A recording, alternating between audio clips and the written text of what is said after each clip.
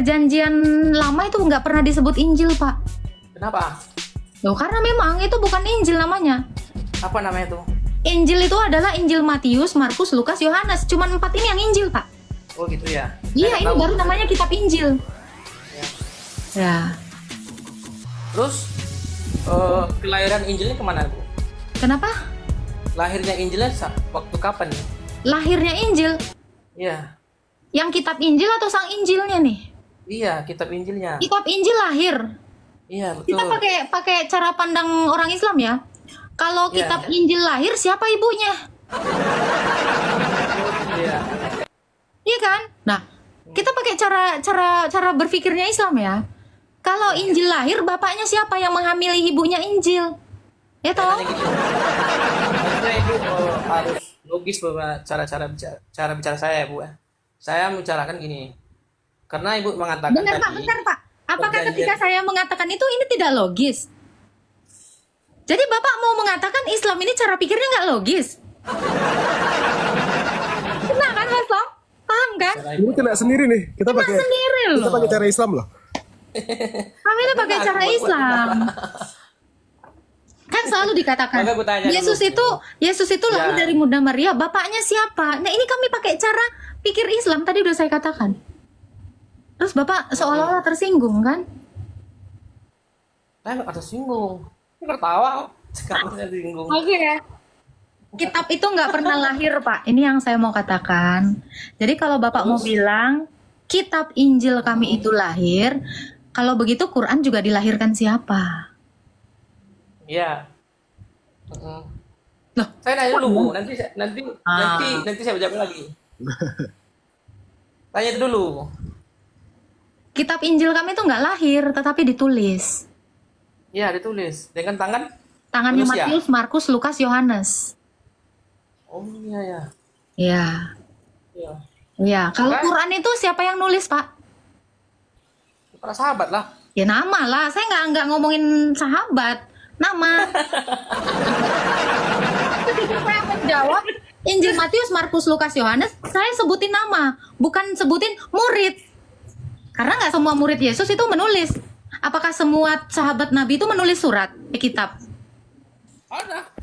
Apakah semua sahabat Nabi itu menulis Quran? Sama. Gini loh, Bu. Loh, Sama dijawab dong. kayak Kristen itu kan yang menulis memang sahabat apa namanya? Yesus Sahabat ya. Juma.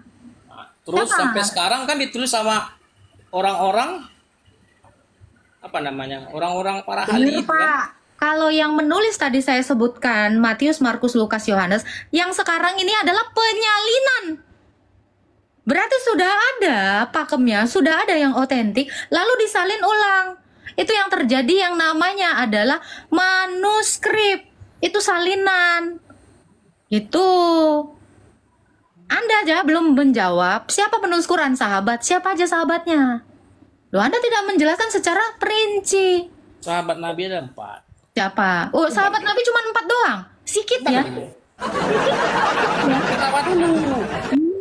Banyak bang. Jangan, makanya dengerin yang ngomong dulu gitu. Ya kan? Nah, sahabat Nabi yang tertulis dalam keterangan dalam Quran itu cuma ada 4, gitu kan? Di mana keterangan di dalam Quran yang menuliskan Al-Quran adalah 4 orang sahabatnya? Ah, nggak usah lah aku ngomong sama Loh, kalian. memang nggak ada. Di Quran sendiri tidak pula. ada pernyataan bahwa Quran itu ditulis sahabat. Kalau ada boleh. Mana dalilnya? Ah, gila. Loh, ya memang gitu. Jangan bilang gila. Logika, bukan lo gue en. Ya, jadi siapa sahabat yang menuliskan? Sahabat Rifa, sahabat Juma, sahabat Nora, sahabat Nandar. Yang mana? 4 orang ini? Nggak di Quran nggak. Di Quran nggak ada bang nama Umar, Abu Bakar, nggak ada. Makanya saya bilang nggak ada. Kenapa nggak ada? Loh, mana dikatakan ada Utsman bin Affan? Utsman Dalam hadis. bin Haritsah. Siapa? Katanya Quran. Zaid bin Haritsah. Siapa? Dalam keterangan hadis. Ya, gini, Bu. Oh. Tadi Quran. Bu, ini maaf ya, yang di atas. Nah, ini ngomong kan. Berpegang teguhlah kamu 2 pusaka abadi. Dalam keterangan Quran. Jadi, Mak saya berpegang kan. teguh. Berpegang teguhlah kamu 2 pusaka abadi, Quran dan Sunnah Rasul. Itu yang dikatakan dalam keterangan Quran. Oke, sunnah Dan- rasulnya itu apa? Di mana? Di hadis. Ya, hadis. Hadis apa? Biar kita bukakan. Nah, kalau saya nggak hafal hadis karena saya salah sebut aja pasal. Jadi saya kemarin itu baca koran. Apa ya. tuh? Di koran ini menuliskan ada yang namanya 5 Muhammad ya, namanya Muhammad semua ini 5 itu memperkosa di Bangkalan. Koran Betul. apa Agatha? Semua koran. kenapa loh? Karena nggak ada, karena gini, Nama ketika ibu Anda mengatakan seperti itu, ya di semua hadis itu kan secara general. Ya. Yang di berita yang saya tangkap tadi, Pak Slak, itu di koran mana yang memberitakan tentang 5 orang yang namanya Muhammad di Bangkalan yang memperkodok itu? Ya itu di semua koran ada. Saya nggak akan mungkin nyebutin itu karena tidak semua koran menuliskan atau mencetak berita yang sama. Yes. Itu maksudnya. Jadi Anda kalau menyebutkan hadis, saya tidak hafal itu. Di koran mana itu tak? Nggak tahu saya. Pokoknya koran. Nggak gitu. Ya toh? agak susah ngomong sama ibu nih. Bukan susah, detil dan berdata. Bukan asal. Jangan nyerah gitu. Nah, kalau aku tanya nanti belok-belok lagi ngomongnya. Saya belum sampai ngomong langsung Makanya diputusin. kalau bertanya Nah, kan itu, saya belum ngomong langsung diputusin. makanya kalau oke kita putus. Kan permintaanmu saya belum selesai ngomong udah diputusin. Ya itu baru saya putusin. Saya mau tanya tentang perkataan ini.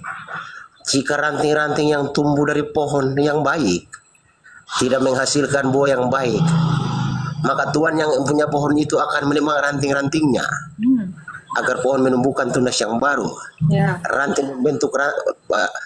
Tunas membentuk ranting yang baru dan pohon menghasilkan buah yang baik. Apa sih makna pohon yang baik dan ranting-ranting yang tidak menghasilkan buah Bangsa Israel. yang baik? Bangsa Israel itu tidak menghasilkan. Makanya ditebang oleh Tuhan Yesus dan di bangsa lain ini yang akan menjadi tunas baru itu. Ini. Gini Mbak, maksud gini dari Mbak. perkataan Yesus. Karena saya sempat mendengar seorang apologet berbicara tentang ayat Saya ini. nggak ngurusin apologet lain. Itu jawaban saya. Oh gitu ya jawabannya ya. Iya, itu. Maksud Yesus itu adalah dengan menggunakan perumpamaan itu merujuk kepada bangsa Israel yang tidak menghasilkan buah. Maka kata Yesus, bukakan ayatnya Faslap. Matius 21 Matius 21 ayat 43. ya, betul. Ini nih. Ya. Habis ini baterai. Udah gue buka dari tadi. Ya. Kok tahu kau? Udah tahu dong, kan tulis nih. Halo Mbak. Sarina. Oke. Halo. Iya, ini lagi mau dijawab pakai dalil, Pak. Oke. Alah. Perhatikan ya Bang ya. Nih.